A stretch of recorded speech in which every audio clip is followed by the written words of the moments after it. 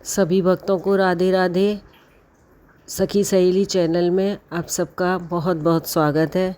आज मैं आपको सुनाऊंगी एकादशी की व्रत कथा, जिसके सुनने मात्र से ही हमारे सारे पाप नष्ट हो जाते हैं और पुण्य की प्राप्ति होती है।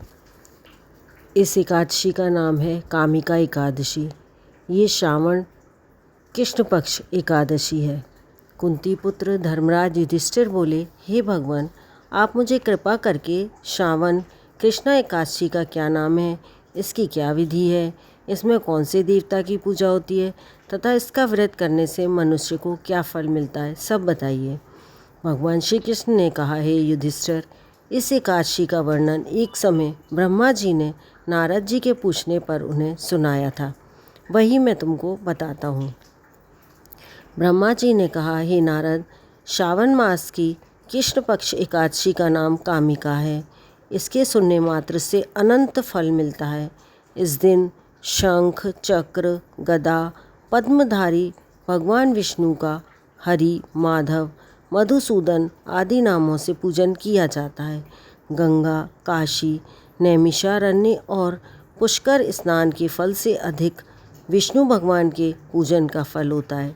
जो पुण्य फल सूर्य व चंद्र ग्रहण पर कुरुक्षेत्र और काशी में स्नान करने से, भूमि दान करने से, सिंह राशि के बृहस्पति में गोदावरी और गंडकी नदी में स्नान करने से प्राप्त होता है, वही फल विष्णु भगवान के पूजन से मिलता है। इस एकादशी के दिन विष्णु भगवान का पूजन करने से अनंत फल की प्राप्ति होती है।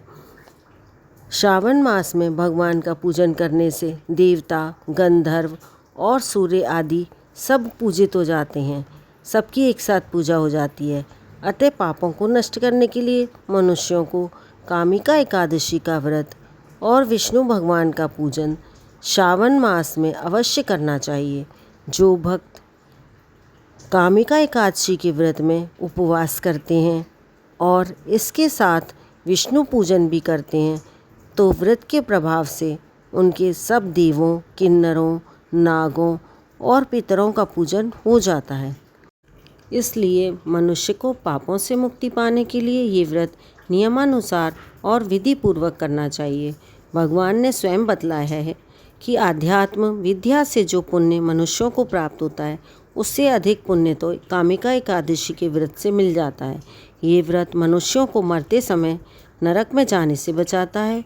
इसके पुण्य प्रभाव से कुयोनि भी नहीं मिलती, हमें अच्छा जन्म मिलता है। जो व्रती इस एकादशी का व्रत करते हुए भक्तिपूर्वक तुलसी दल विष्णु भगवान को अर्पण करते हैं, वे पापों से दूर रहते हैं। श्री विष्णु भगवान रत्न, मोती, मणि तथा आभूषण आदि से इतने प्रसन्न नहीं होते जितने तुलसी दल से होते हैं। तुलसी दल पूजन का फल 4 भार चांदी और 1 भार स्वर्ण के दान के बराबर माना गया है। ब्रह्मा जी बोले, हे नारद, मैं स्वयं भगवान की अति प्रिय तुलसी को सदैव नमस्कार करता हूँ। तुलसी को सींचने से मनुष्य की सब यातनाएं नष्ट हो जाती हैं। तुलसी के दर्शन मात्र से ही मानव के सारे पापों का विनाश हो जाता है और शरीर से तुलसी के स्पर्श मात्र से ही मनुष्य शुद्ध हो जाता है। यदि वो तुलसी को छू भी लेता है तो वह शुद्ध हो जाता है। तुलसी दल के स्नान से प्राणी की समस्त बाधाएं और यातनाएं समाप्त हो जाती हैं।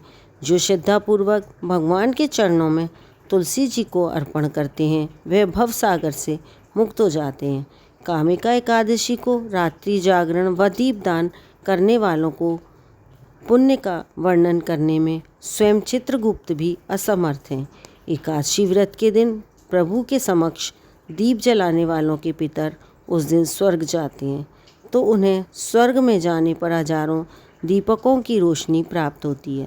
ब्रह्मा जी कहते हैं, हे नारद, ब्रह्म हत्या और भ्रूण हत्या आदि पापों को नष्ट करने वाली इस कामिका एकादशी का व्रत मनुष्य को प्रयत्नपूर्वक करना चाहिए। कामिका एकादशी के व्रत के महात्म्य को श्रद्धा से सुनने मात्र से ही मनुष्य के सब पाप छूट जाते हैं और वह विष्णु लोक को जाता है। इस दिन गाय के दूध का सागार लेना चाहिए। दूध व दूध से बने हुए पदार्थ, मिठाई तथा दही, आलू आदि ले सकते हैं। बोलो विष्णु भगवान की जय, एकादशी मैया की जय, माँ लक्ष्मी जी की जय। यदि आप हमारे इस चैनल पर नए हैं तो हमारे चैनल को लाइक करें, शेयर करें एंड सब्सक्राइब करें। धन्यवाद।